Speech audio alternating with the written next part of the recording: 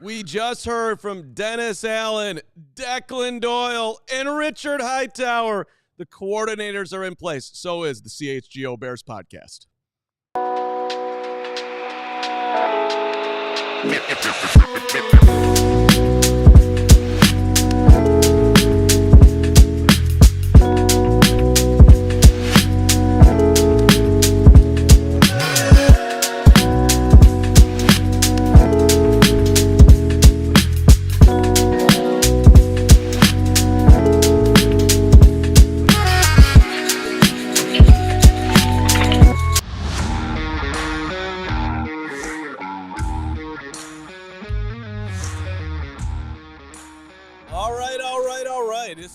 Feels like a big Thursday with the coordinators being introduced in the last hour to the Chicago media and Bears fans everywhere.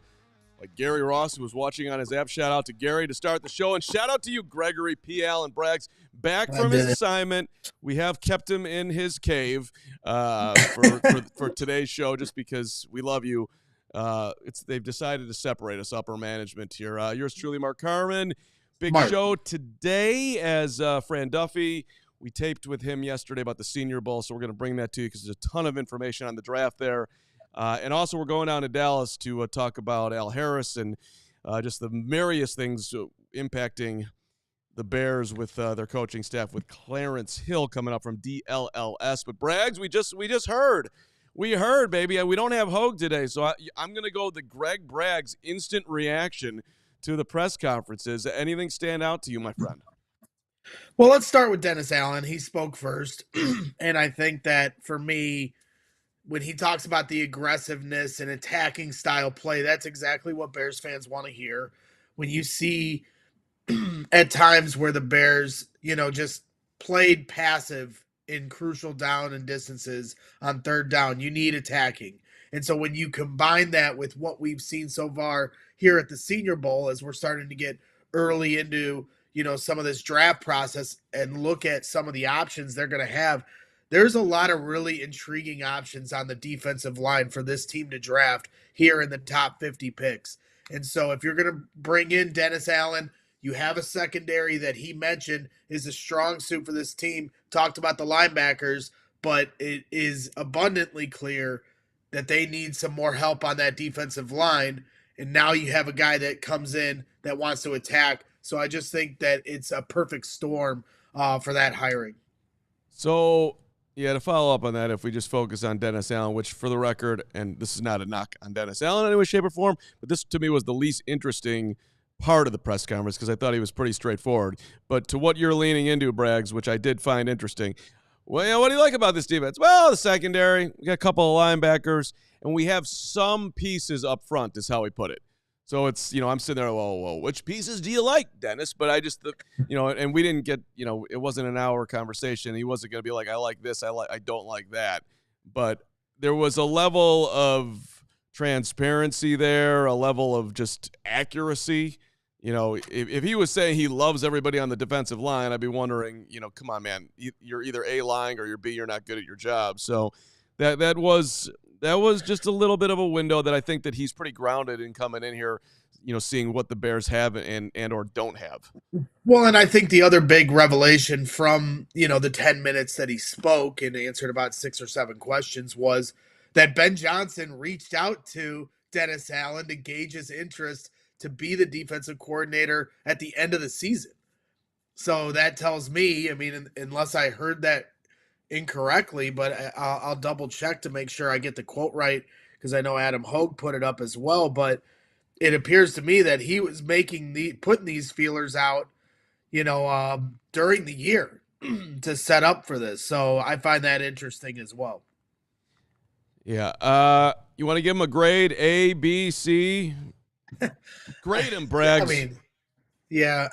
Like I said, we're not winning the press conference Olympics. I like a guy that has veteran experience, has had coaching experience in a few different spots, has had success as a defensive coordinator, has had some failures that maybe he can warn Ben Johnson about, some things that go right, some things that go wrong. Stevens talked about this on our program where Dennis Allen isn't afraid to call guys out. whether that's publicly or privately. And so when you hear a guy like Ben Johnson say, hey, repeat offenders will be made an example of, I think that they might have, a shared vision on how to hold players accountable. And the players themselves were asking for that accountability. So I think for me, a lot of younger guys have been hired on this coaching staff.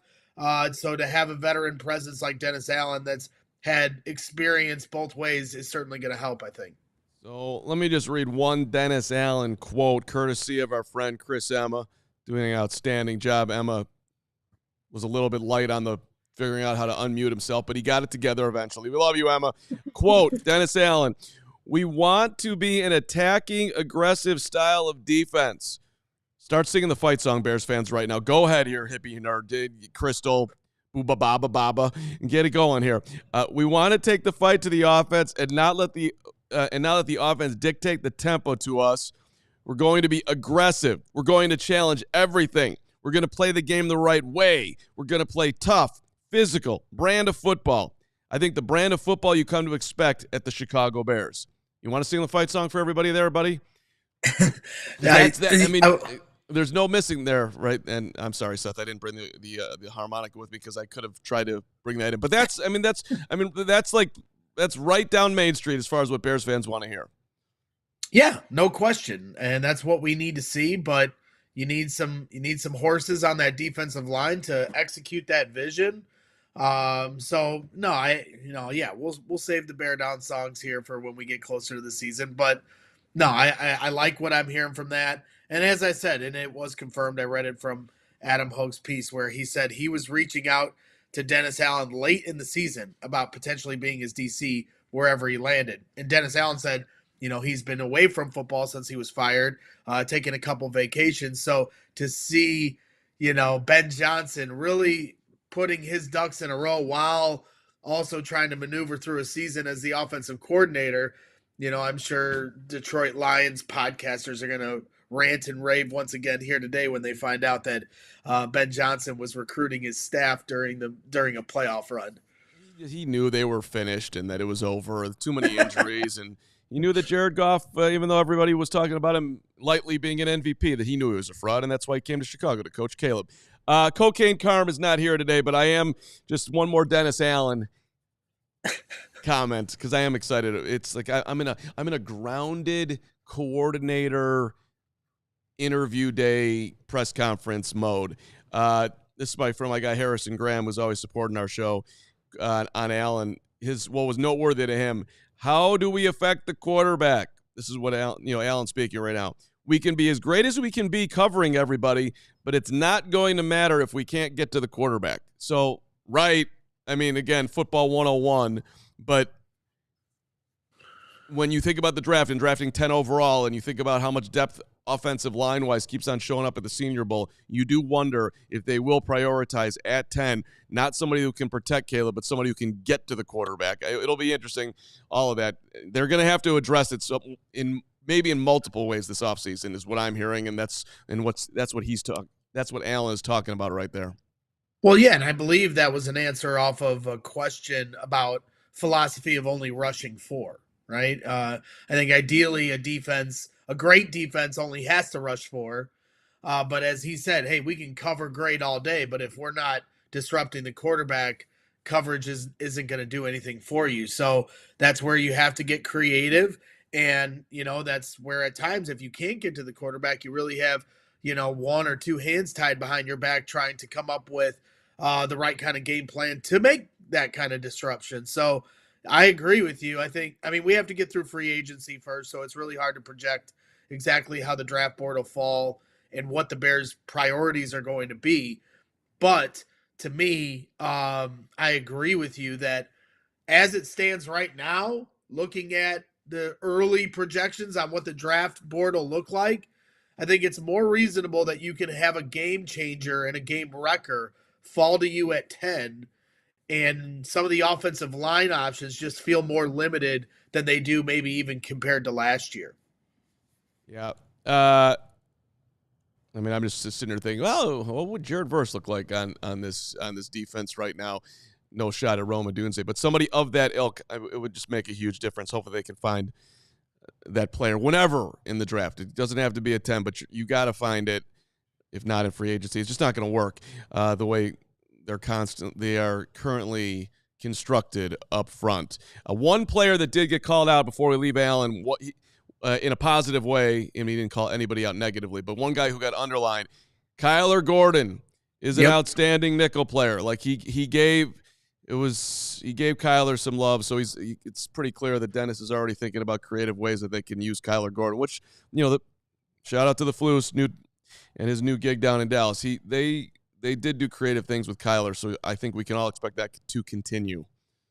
Yeah, when you talk about the guys that you trust on this defense, I think Kyler Gordon is at the top, and when you see, Jalen Johnson get the admiration, and rightfully so, and all the flowers that he gets, as teams are avoiding throwing his way, well, Kyler does get in the action quite a bit.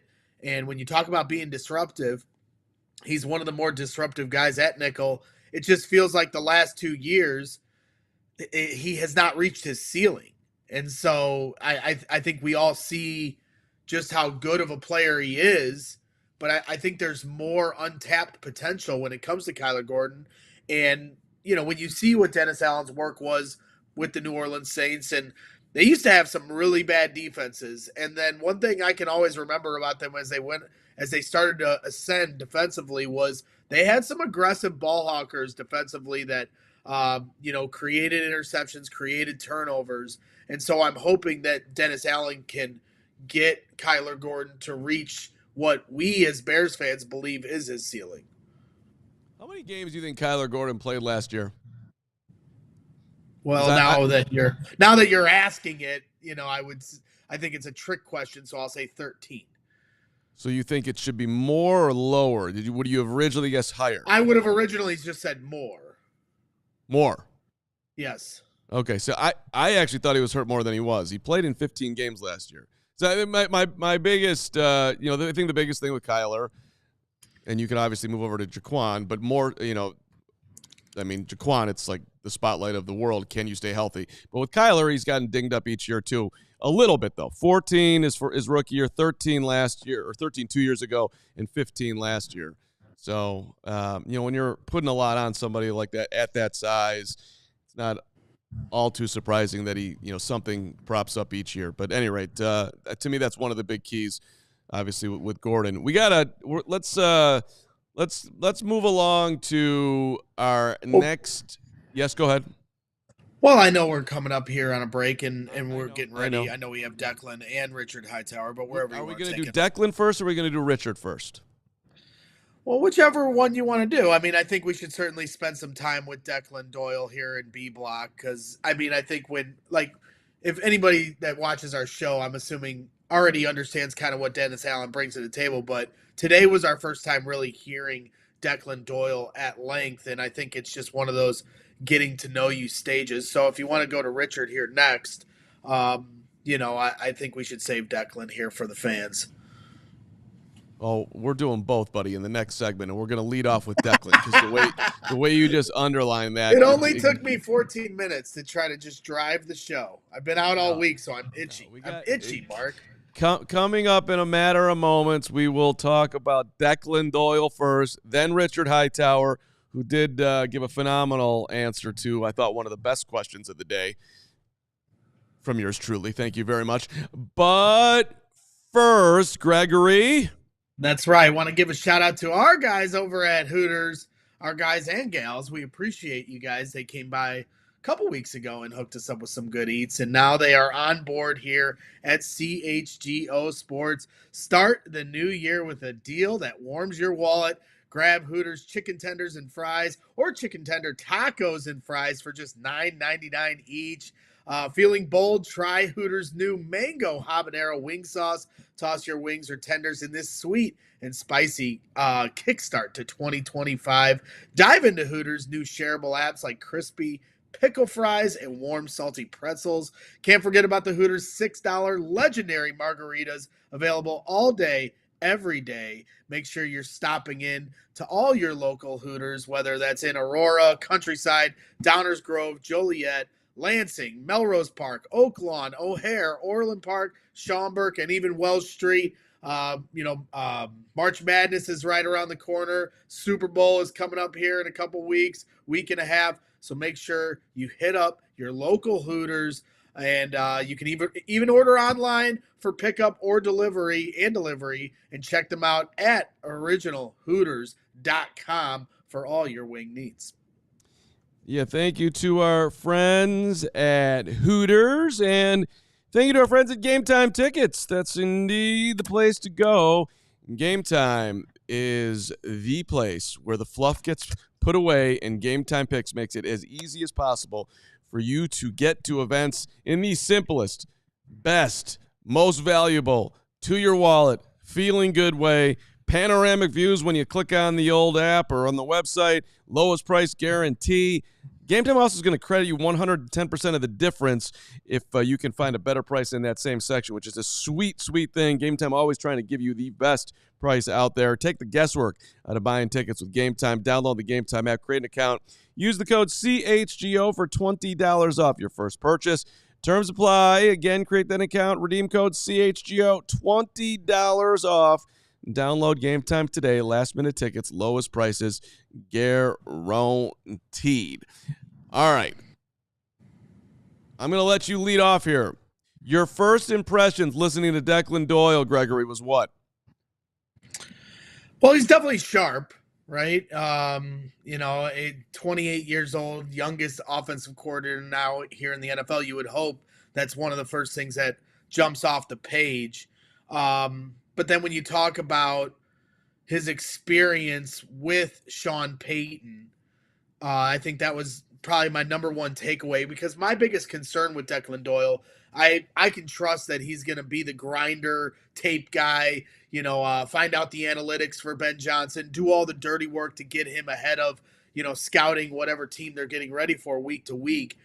But when you're an offensive coordinator, what are you going to do to help Caleb Williams develop into the quarterback we all hope he can be and reach his fullest potential? And so when he talked about what they did with Bo Nix last year and the things that he learned that made Bo Nix, really become somebody that kind of, for a lot of fans, came out of nowhere. They make the playoffs. He has a really solid season. That's, to me, the biggest thing that stood out is his experience with Bo Nix, and how that can translate over to helping Caleb Williams develop, which to me is, for all these guys on the offensive staff, priority number one. Yeah, the dude's smart, and there's no doubt about it, and hopefully he'll be extremely successful. So who just put on the screen there, I bet that Carm loves Doyle after the press conference? Whoever just said that, sorry, I'm a little slow today. Noah D. I got to be honest, when he started, it was rough. It was an festival. I was imagining him and Caleb, they go to the. That's fine. Your first time OC, first time coming to Chicago, being a little nervous. I get it. No problem.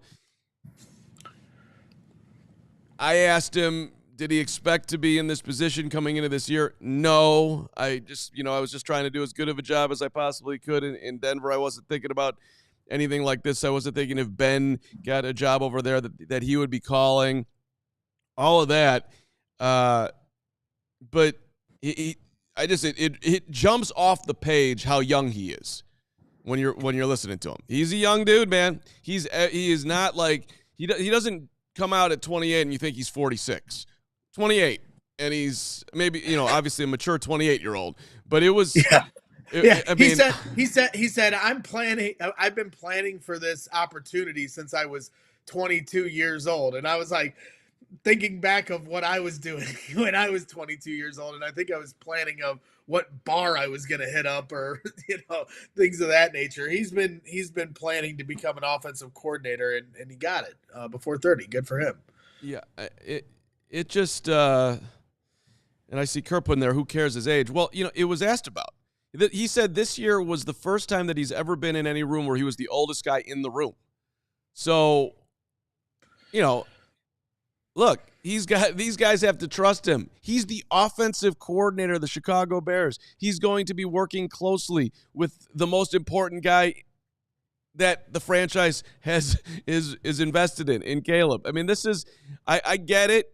Ben Johnson is the head coach, and he's going to be calling plays and all the things, but this is not the assistant receivers coach. This is the OC. Right. And look, the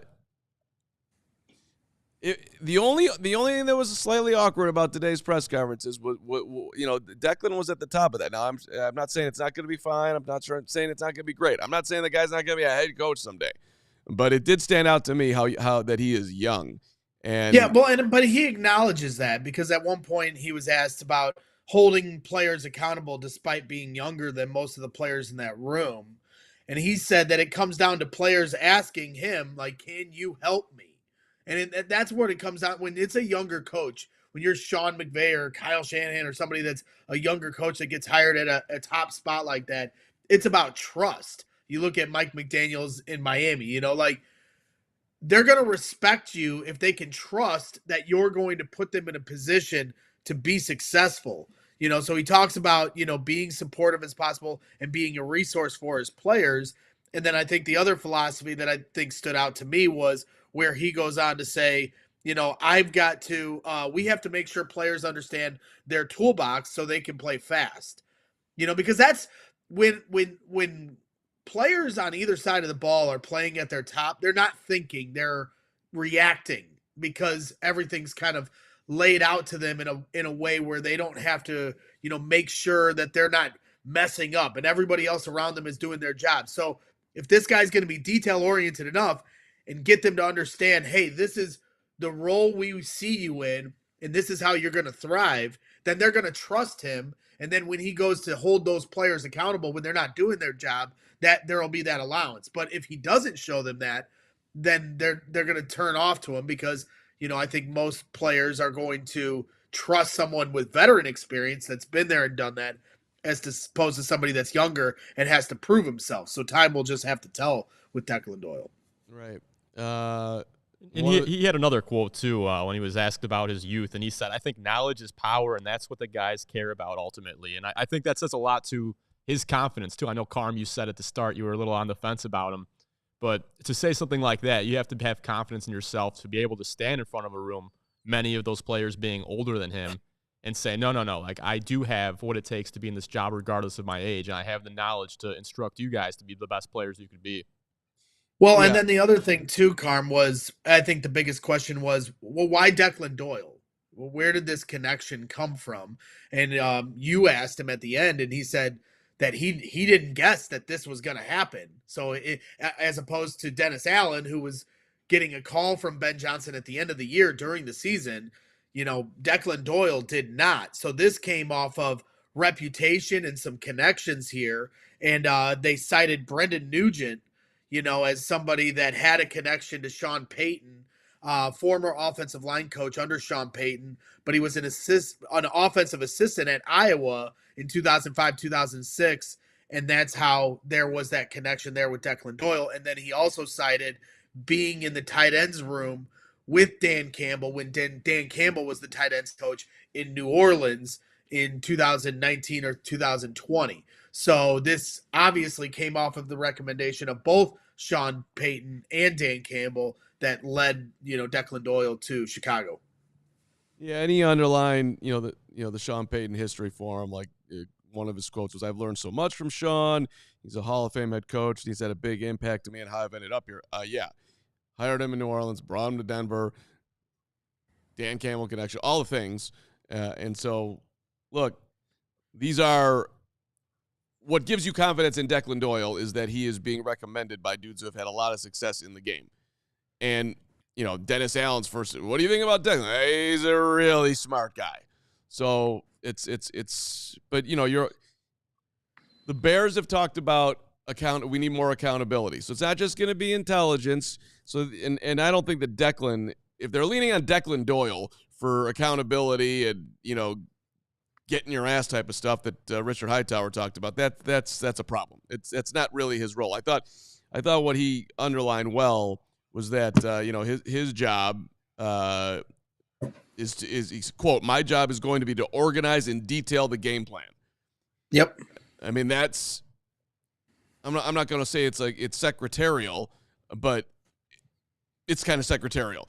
This is what we want to do. Put it aligned as best we can, that where we think this is going to work and how we want to call it. Let's tweak it around. But so, making Ben Johnson's life, who's got 7 zillion things on his plate, as easy as possible from that corner as far as the organizing and detailing the game plan corner, right? I mean, that's what it sounds like. And obviously Ben's got a lot of trust in him. Yeah, it's interesting. I mean, that offensive side of the ball, as it stands right now, they still have to hire an offensive line coach. But they just hired Press Taylor as a passing game coordinator from Jacksonville.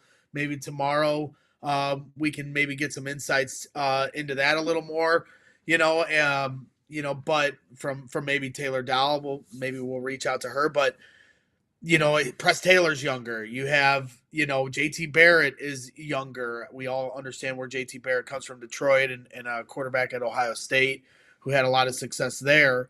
But Ben Johnson is younger. Declan Doyle is younger. So Antoine Randall is like the vet of that room as a assistant, head coach and somebody that's going to help that wide receiver room.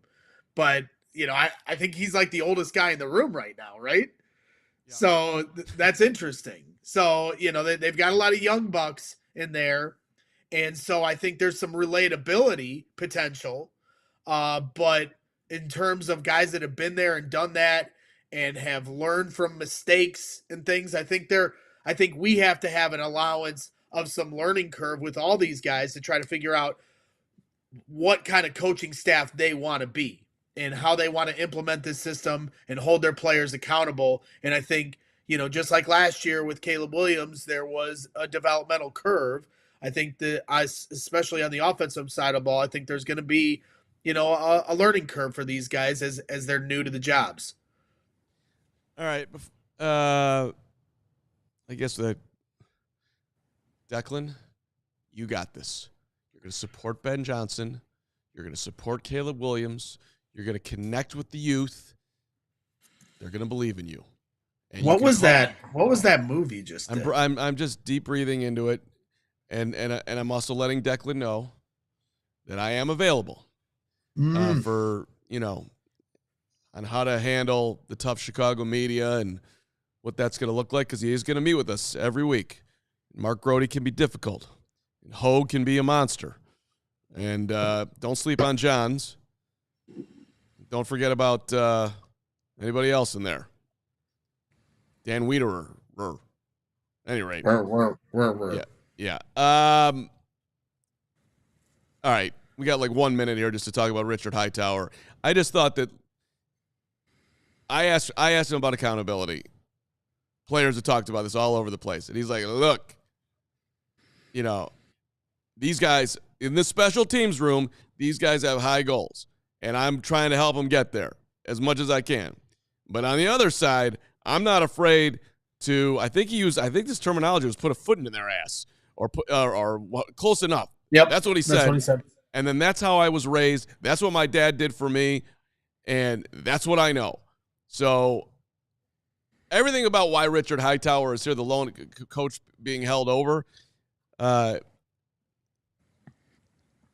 he is going to serve the players. He's going to serve the new head coach. He's going to serve the Bears. He is a great, great teammate.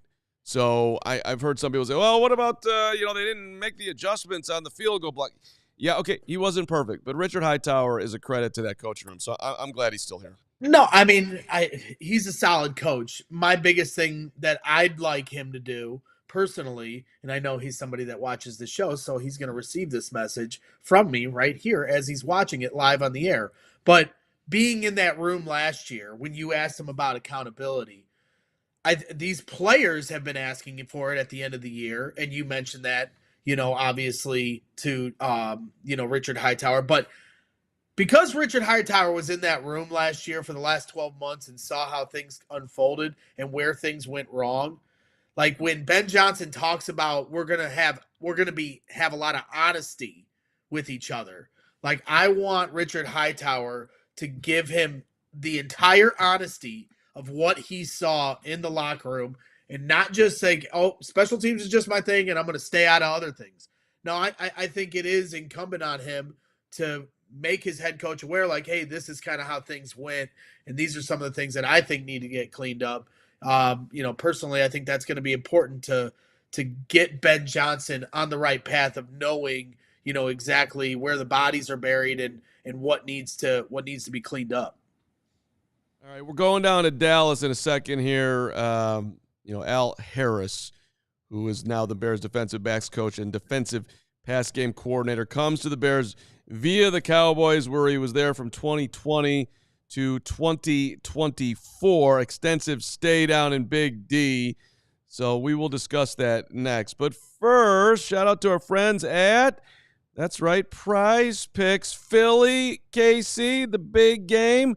Is Saquon going to rush for 112.5? Is Jalen going for over 215 or under, more or less? What about Travis Kelce, 62.5 receiving yards? Check out Prize Picks. The player projections, your own knowledge, it comes into play. Prize Picks will help you get to the next level and show your ability, because if you know the game the way you think you know the game, then you will be able to make a ton of bucks with Prize Picks. So, yes, Gregory, you going to make any plays on this game? I know you're a big Prize Picks guy. Yeah, I still got to take a look, so don't put me on the spot just yet. I don't want to, give out any bad bets to anybody. Okay. Well, listen, I've been playing Prize Picks a ton. It's a lot of fun. Check out our friends at Prize Picks. That's right. Want to give a shout out to our guys over at Chevy. I know one Adam Hogue is hanging out with our guy Ray right now. So save on the new car for you and stick to your New Year's goals by shopping Ray's Resolution, going on all month long at Ray Chevrolet in Fox Lake. Head in today to shop their huge selection of new Chevy models with a special New Year's prices. Right now, take 10 to 20% off MSRP on select new Chevy models, or shop 125 of their vehicles priced under $20,000. As one of the top-selling Chevy dealers in the Midwest, you'll always be able to shop one of Chicagoland's largest Chevy inventories. Visit our partner this January at their location on Route 12 in Fox Lake or at raychevrolet.com. And if you've heard of Ray Chevrolet, then you've also heard of Ray's Price Promise. They're guaranteed to make your next vehicle more affordable than ever, with no price changing, no add-ons, and no hidden fees, ever. That means the incredible prices we're talking about right now, you can expect to see the very same when you shop Ray Chevy in-store or online. Shop great prices on new Chevys with Ray's Resolution, going on all month long, by visiting Ray Chevrolet in Fox Lake or raychevrolet.com. They've been serving the community since 1963. Together, let's drive. Once again, 10% or 20% off MSRP on select new Chevy models, 125 vehicles priced under $20,000. All right, as we go down to Dallas, we're doing it on the Hooters Hot Wing Hotline. Is there any better way to live your football life than with our friends at Hooters? OriginalHooters.com. The Hot Wing Hotline brings us our friend down with DLLS. This man, when you look at his Twitter, it says he's battle tested. Cowboys writer since 1997, of course, now crushing it with DLLS. Clarence Hill Jr. Clarence, thanks for making time for us. Appreciate you. And we're not hearing him, but we can. I hope we can. We can see him, though. We definitely can see him. He looks good, but we're not hearing him. We'll get it fixed. Hard. This is it. We're having an adjustment. We're doing good things. I believe in you, Steven. We're gonna audible. All right, Clarence. Maybe let me log back in, log out, log back in. Give us a part-time whirl here. Oh. Nope. Can you hear me now? Yes. We can hear. All right. There we go.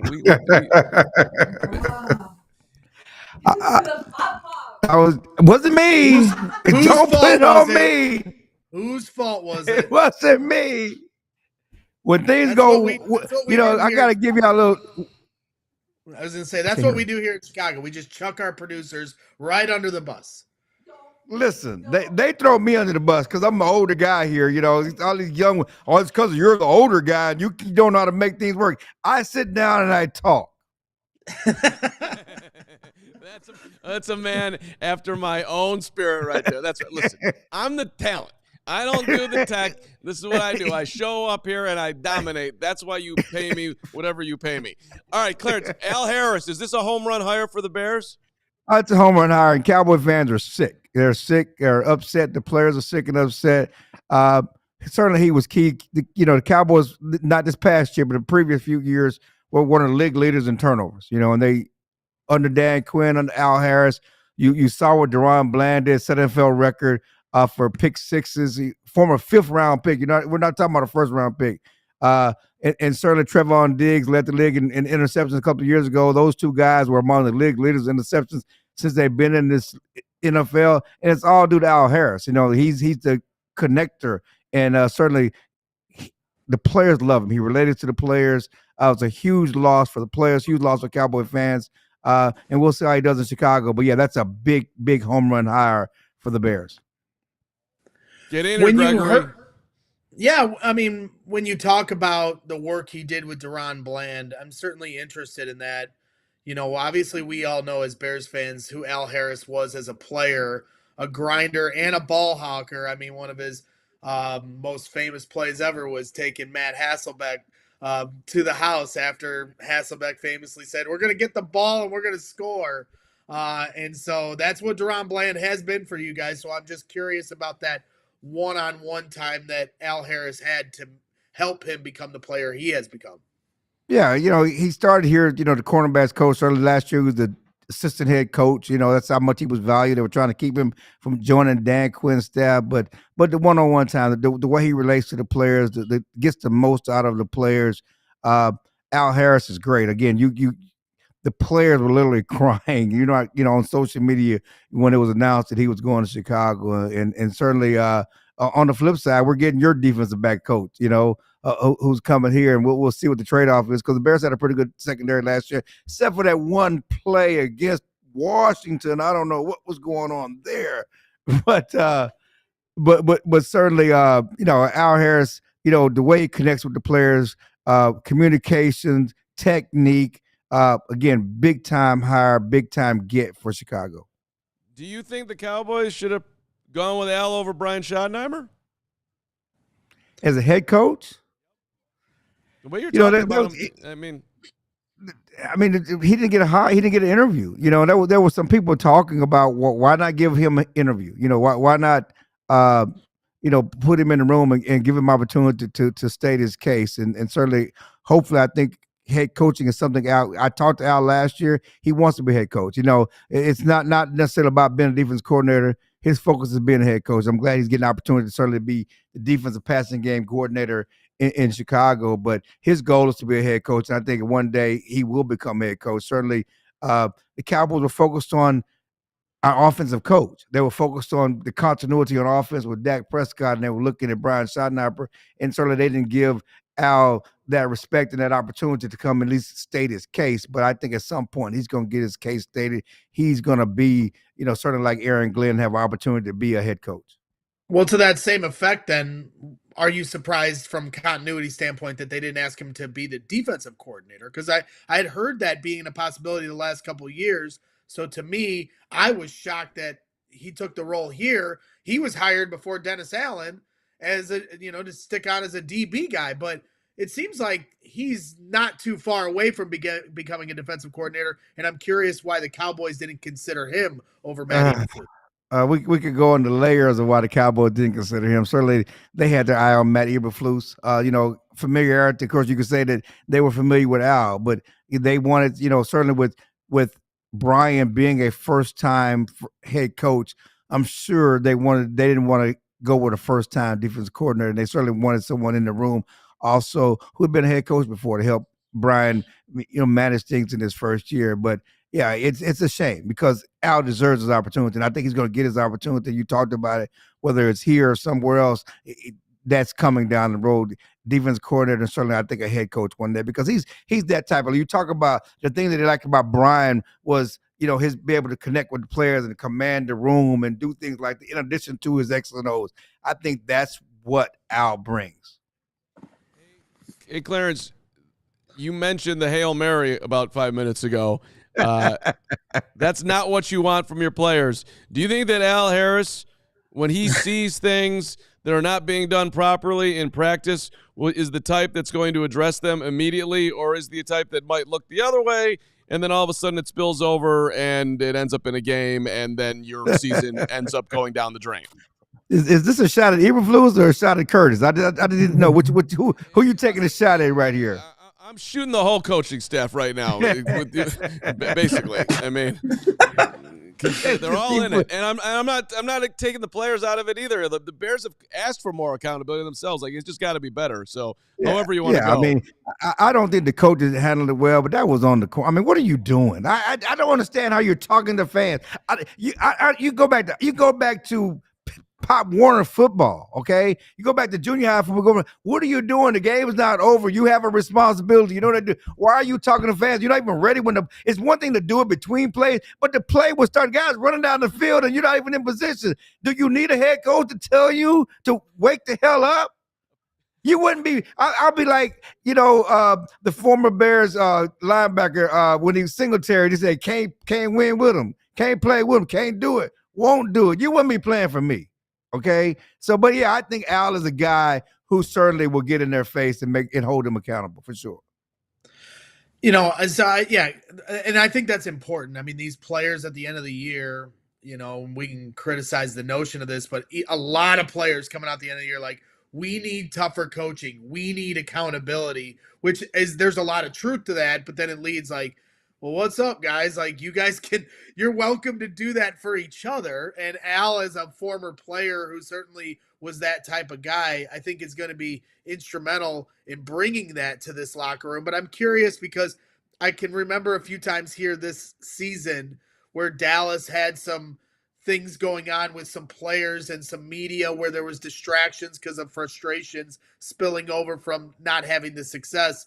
And a guy like Al Harris being kind of a veteran voice to helping these players kind of maneuver through that stuff and handle it maturely.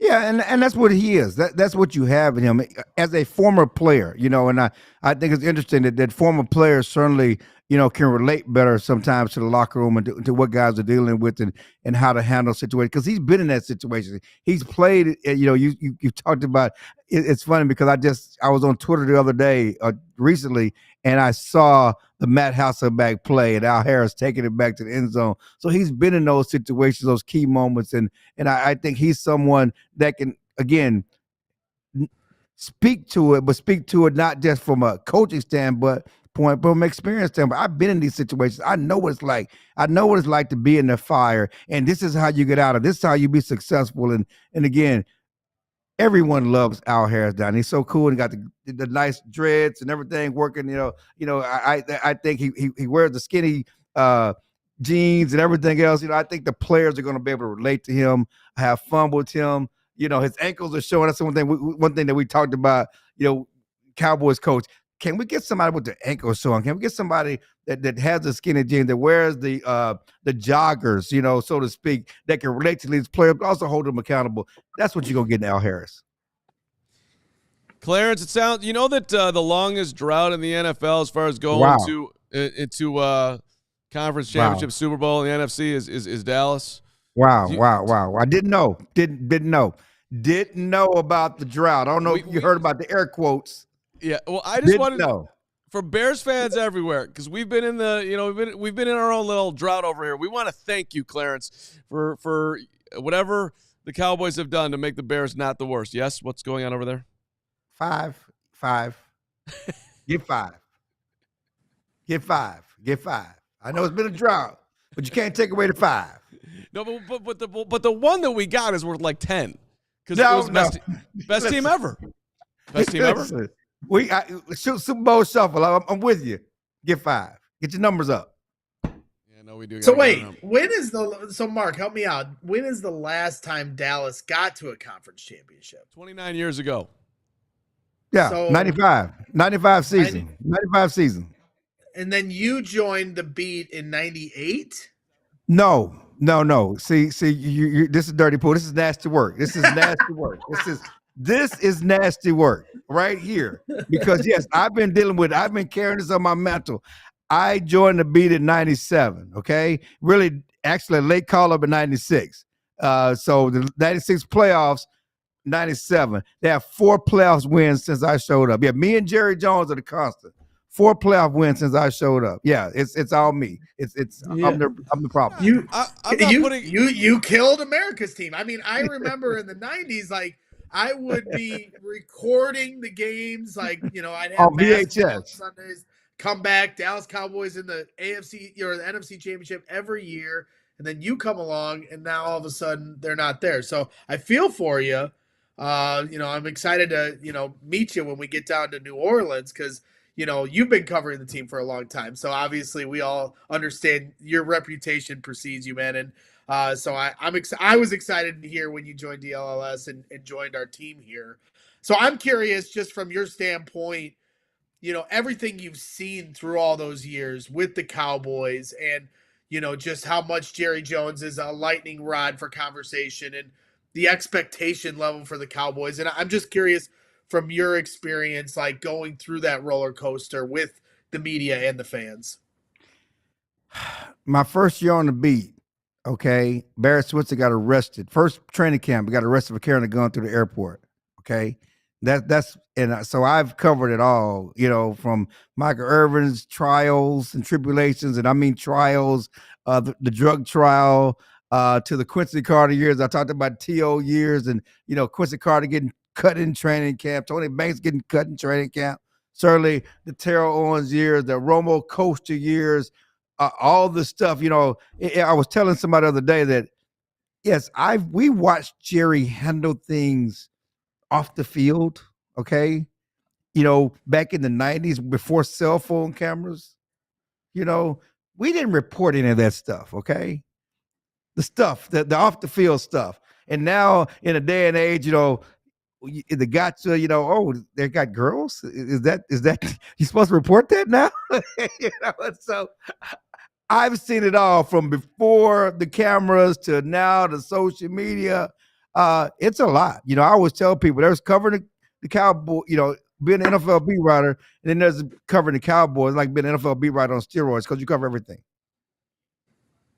Are you surprised that Deion Sanders is not the head coach of the Dallas Cowboys? No, because I've known Deion. I've been watching Deion and covering Deion, certainly throughout his career. I was one of the first, only people he talked to when he was here in Dallas.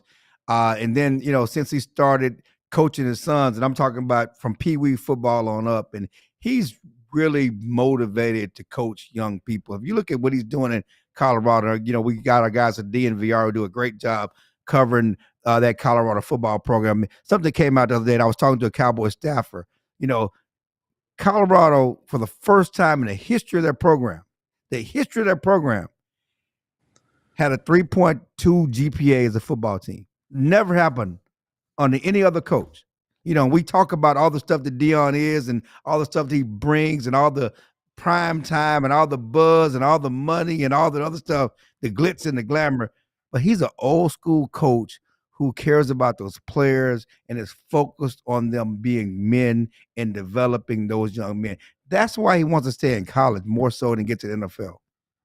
Clarence, appreciate you being a good sport. Appreciate the Al Harris information. We'll see you in New Orleans, my friend. I hate deep dish pizza. I just want to let you guys know. I'm not a Chicago deep dish guy. I just want to talk about it. I don't want spaghetti pizza. I don't want lasagna pizza. I want a thin sliced pizza. Okay. Are you from New York? I'm from Dallas. I'm from Texas. Well, toughen up there. I don't want spaghetti. I want lasagna pizza. Yes, you do. You do. you just. What do you put on your what's on your cheeseburger? Lettuce, tomatoes, pickles, onions, the works. Okay, well, you cheese. Right. Okay, good. So, you're not like a 6-year-old eating your cheeseburger with just ketchup. So you need to bring that to your pizza too. You got to evolve. Get yourself a nice slice right in front of you. Bang, bang, and then you can carry it through the week. It's a beautiful thing. Appreciate you. Thank you. Thanks, Clarence. All we'll right. talk about it. Yeah. Yep. I'm bringing down something. Well, when he comes up for the Cowboys Bears matchup next season, we'll show him what real Chicago pizza is all about, and it's not all deep dish up here. That's a tourist trope. Like we have other pizzas we can give you. It's no Thank trope. It is no trope. We are about deep dish. I know we have taverns. We We are got deep dish. infighting. We got infighting. Yeah, this guy does. He's from Indiana, Clarence, so he doesn't know what he's talking about. Hey, Clarence, thanks a lot, man. Appreciate you. All right, guys. All right. Hey, I want to get Fran Duffy in here before we go. Hogue, not Braggs, because Hogue was. Do you hear that, Adam? I just upgraded you in a way that you didn't deserve. Shout out Hogue. Shout out Fran Duffy, our draft expert. I know people are thirsty for some Senior Bowl talk, so we have it for you. Nobody does the draft like Fran Duffy. Become a diehard. You get all this stuff for your purchase. $48, $4 a month. Get yourself a free T-shirt in the door. Get yourself the access to everybody the Bears are going to draft. This is some good stuff. So what's been going on down at the Senior Bowl? Here comes Fran with all the details with myself and Adam. All right, let's go out to Mobile, Alabama, site of the Senior Bowl every single year, where most of the NFL world is this week, including our guy, Fran Duffy, ALLCITY's draft analyst, and going to be in New Orleans with us next week because the Eagles made the Super Bowl too. So busy guy right now, Fran, taking some time to join us, talk some Senior Bowl. We're recording this Wednesday afternoon, so you've seen 2 of the 3 days of practices. Just in general, any major takeaway from the first couple days?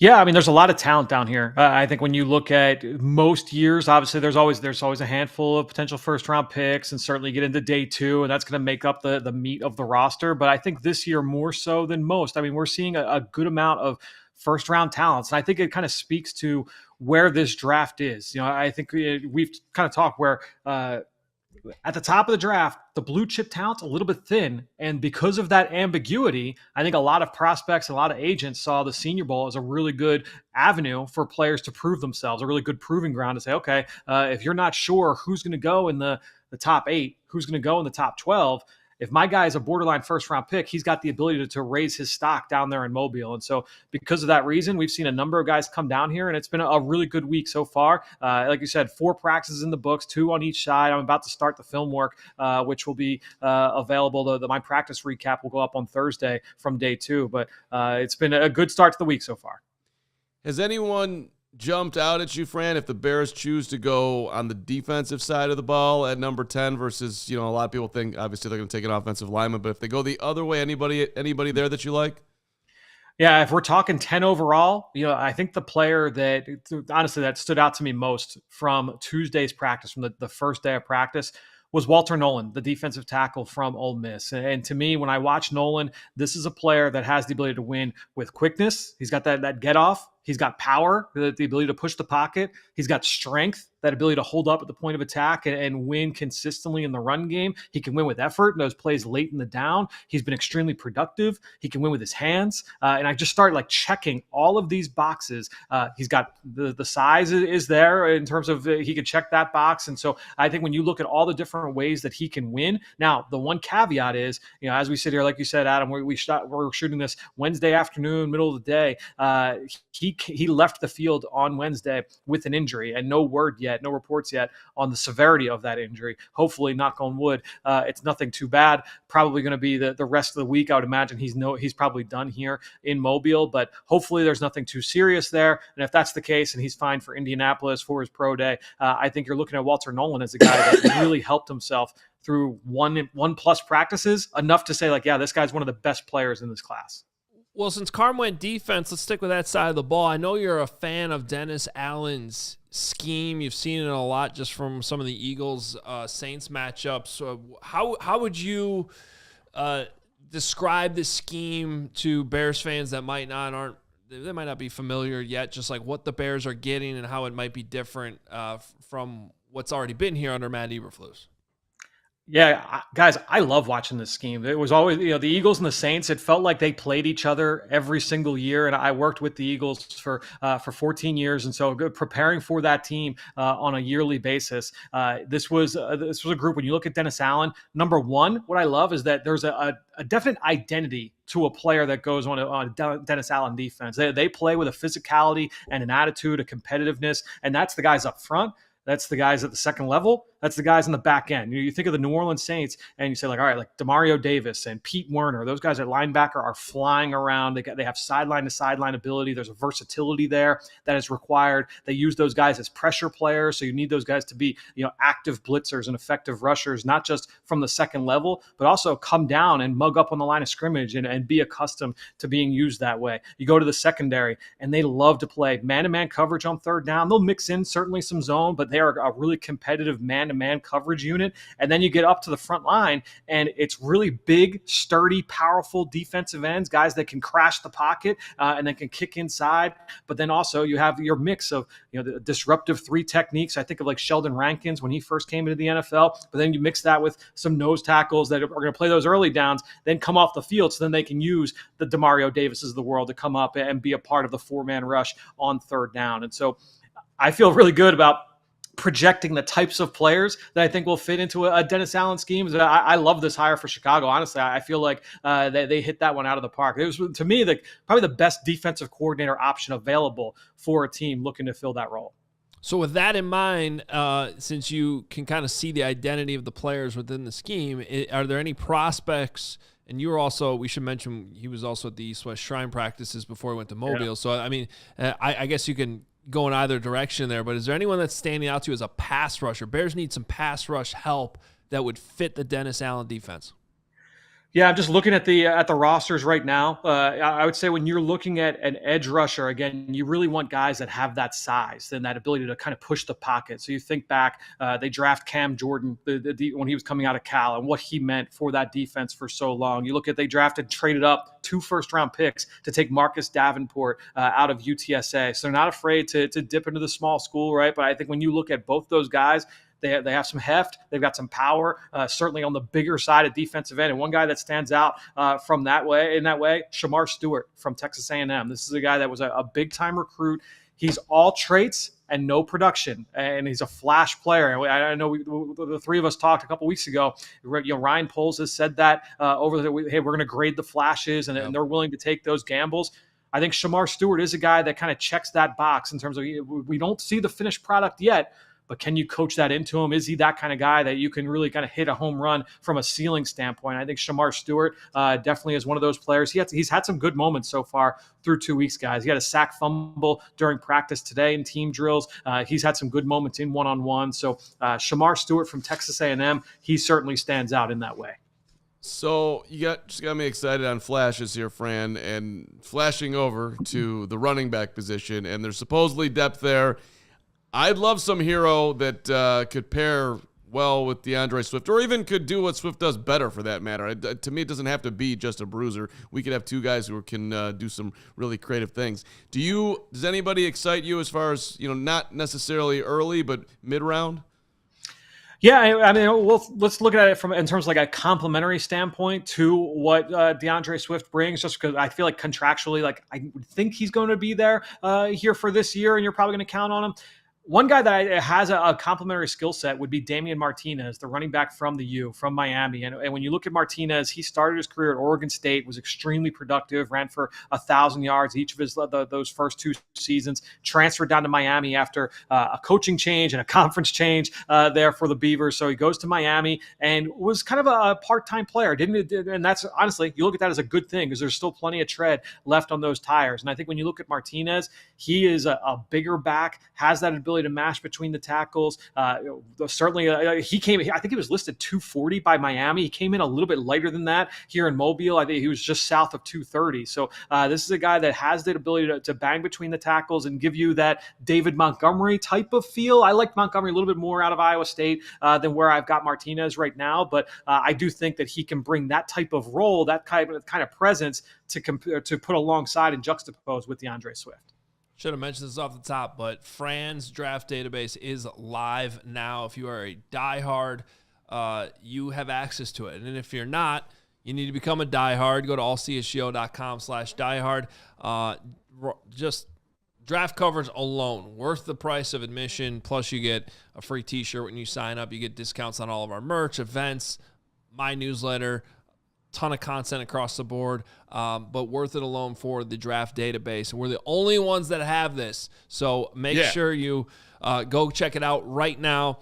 Fran, if I'm Ryan Poles and I need a center, who am I locking in on right now at Senior Bowl practices? So I'm very interested to see who the offensive line coach is for the Chicago Bears. Because here's why I say this. I think when you look at Ben Johnson and that offensive line that he had in Detroit, that center was Frank Ragnow. He was a big bully at the point of attack. And those kind of centers can be hard to find. Oftentimes it's like, all right, this guy's a guard and we're going to kind of move him inside. And in this class, I feel like most of the centers are more of your athletic movement types of centers and not necessarily those big bullies. That said, the one guy that I would keep an eye on as a potential fit there, he's on the American squad, and that is Jacob Bayer from Arkansas State. Now, this is a guy who's been there the last couple of years. He's had a solid start to the week. I know he had a pretty good day today in one-on-ones. I thought on Tuesday he looked strong as well. He's got really strong hands. A little bit rough around the edges. There's still some things to work on there, but I think when you're looking at Jacob Bayer, he would be a guy that kind of fits that profile. But Adam, in terms of like best overall center, I got to go with Gray Zabel from North Dakota State. This is a guy that played college tackle. I was this close to putting him in my mock draft that you guys ran a couple weeks ago. I was this close to doing it, and because I loved him on film. He reminded me of Graham Barton last year coming out of Duke, really athletic. He's played all 5 positions in college. He's got shorter arms. He's been a tackle the last couple of years, so people think, all right, he's probably going to have to slide inside. I thought, I love him, but I don't know if everybody else likes him that way. We come down here to Mobile, and he's been lights out through 2 practices. He's been one of the best players on the field, and I feel like we're going to start to hear more of the round 1 buzz there. Now, he's not going to be 10th overall pick. Does he make it to the Bears in round 2, or is it going to require some kind of a trade up? That said, Gray Zabel, to me, like probably one of the best interior linemen in this draft, and probably the best center overall in this class. Do you like Tez Johnson? I'm just trying to find some speed here.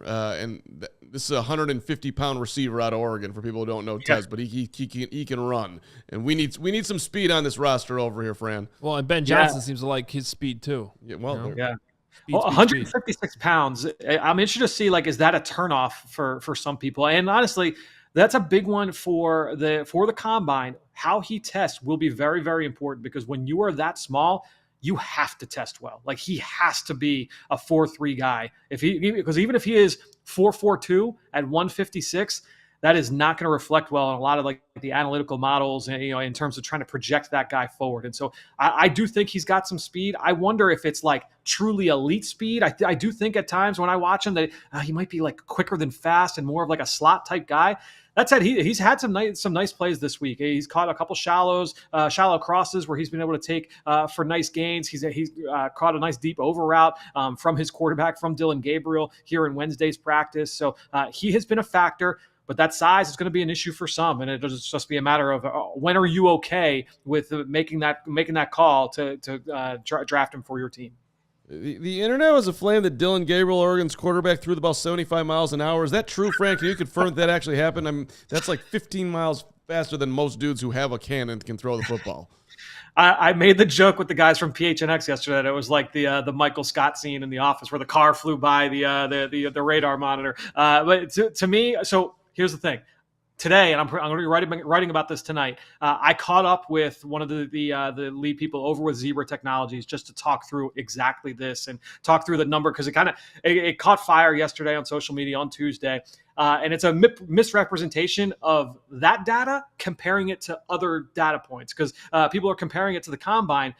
Completely different drill, completely different way of measurement. The way that it's done here at the Senior Bowl and also at the Shrine Bowl and with teams around everyone that uses the Zebra technology, it's a chip in the ball that basically is able to tell the point of release. Basically, once the ball starts to rotate, because the ball's left the quarterback's hands, it like sends a signal. What is the speed at that point? And that is the number that they put out for Dylan Gabriel. People were comparing that to like the mile per hour from the combine.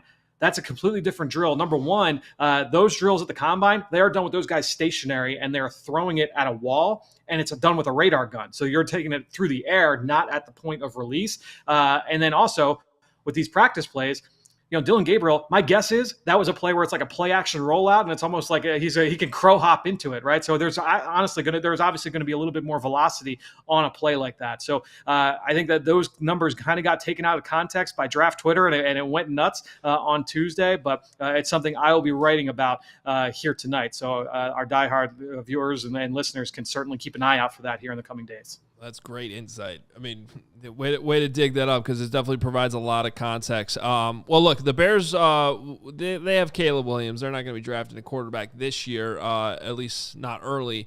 But people are always interested in the quarterbacks. So what are you seeing from the quarterbacks that you've had your eyes on over the last week or so? Yeah, I mean, I think there's a decent amount of talent here, and there's a lot of people saying, like, all right, who's going to step up and be QB3, in this class? Everybody's talking about Cam Ward and Shedeur Sanders, and like you said, that those are not guys that are going to be on the Bears' radar. But I think when you look at a couple of the quarterbacks down here, Jackson Dart from Ole Miss, Jalen Milroe from Alabama, and then for me and for others that I've talked with, Tyler Shuck from Louisville is another one certainly to keep an eye on. And Shuck, he's got some similarities to Jared Goff. And honestly, that would be something where is that something that Ben Johnson would see when you get into like the early parts of day 3? Is that an area that you would want to address if you want to bring some competition in for Tyson Bagent? But I think when you're looking, at that group, it's going to come down to like how do these guys perform, not just this week on the field, but how do they do in meetings. There was a lot written about how the quarterbacks for the American squad didn't look good early on in the week, and Jalen Milroe's missing players, and Jackson Dart errant throws. I will say, guys, that Tuesday practice for that American squad had zero juice. There was no energy. The guys were like going half speed through routes. And from what I understand, that was by design, where like the coaches kind of said, like, all right, we're going to take this easy. And I hate that, because you've got 3 practices to put these guys on display for the entire NFL. This isn't about trying to win the game on Sunday. Stop trying to do this walkthrough situation for these guys. We're trying to put their skill sets on display. But the practice today, a lot more juice. It looked better, but the timing was terrible with these quarterbacks on Tuesday. It made it tough for them to be able to consistently hit on a lot of these throws. And so I think we're going to see those guys improve throughout the course of the week of practice. All right, Fran, appreciate the insight. Again, we're going to be talking to Fran pretty much every week between now and the draft. That'll most likely include next week when we're in New Orleans. Looking forward to that again. Get the draft database available now if you are a CHGO diehard, allchgo.com/diehard. Thanks so much, Fran. Yep. Talk to you guys next week. Thanks, Fran. All right, Gregory, special show today. Yes, quickly. Go ahead. Don't quickly me. All right. Quickly you today. I got Papa Fred needs a doctor trip, so go quickly. What do you got?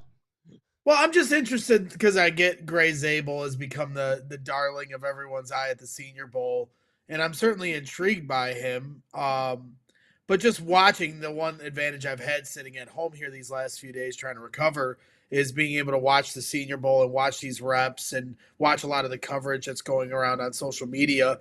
And I'm seeing him take a lot of reps at guard, but we hear him being sold as a center here, and I want to see more reps with him at center.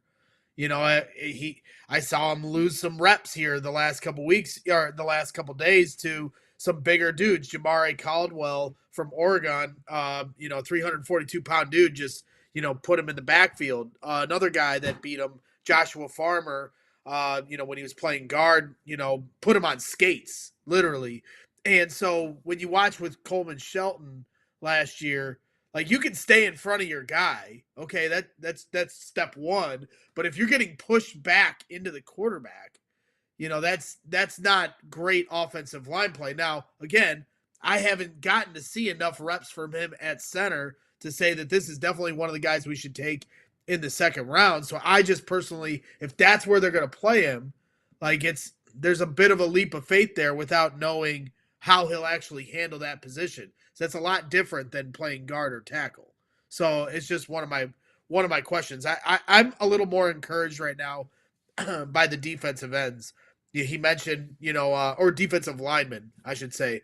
He mentioned Walter Nolan. Walter Nolan certainly jumped off the page here the last few days. And Mike Green, obviously, everybody's talking about him right now. So I find that interesting. The other guy, too, that I wanted to mention real quick, Deion Walker from Kentucky. I think we've been through this a little bit here with Gervon Dexter, but just a massive human being. Massive. But for me, I left kind of unimpressed by his ability.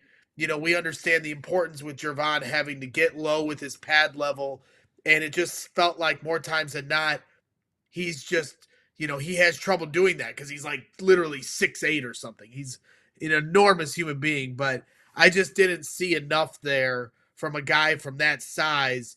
Like, I would just expect you to dominate a little more than he's done the last few days. Again, these are just practices, so there's more of an evaluation process to take place and digging deeper into their tape as we get closer to the draft. But certainly some guys that I was looking at. I did not expect the Greg Braggs deep dive on the Senior Bowl. Great job by you. You will not throw any more Greg Zabel shade on the show. You cannot. You are not allowed. Shade. I'm just simply asking. No. That was shade. You put him on skates. You will not do that to the Zabel master. If Bears fans want him, and you're going to want him too. But I got something for you. Oh. Because this week we have unleashed the Carmonica. And today, the Bears unleashed the new coordinators and a one Declan Doyle. And Blake, Blake says he's out in the chat. No, you're going to sit here and deal with this if I have to too. The Bob Dylan movie that's out there right now, I highly recommend it. Mm-hmm. An unbelievable performance by one and all. Go see A Complete Unknown. Greg, do you know the song "Lay Lady Lay"? Blake is right. You were like, "Oh, we got to go real quick." This is why you real quick to me at my Senior Bowl toss. Somebody mute Braggs after he answers this question. Do you know the song "Lay Lady Lay"? Yeah, of course. Okay. This one is called Declan Doyle, Be My OC. You ready? 3, 2, 1. Declan Doyle, organize for band. Declan Doyle, lead us to the promised land. Bye, Braggs. Whatever age you are in football mind, show us your knowledge. Help Caleb shine. Declan Doyle, organize for band. Declan Doyle, lead the Bears to the promised land. Thanks for watching. Carmonica back tomorrow. For Greg Braggs and Bob Dylan, this is the CHGO Bears Podcast. We all silly like the mayor.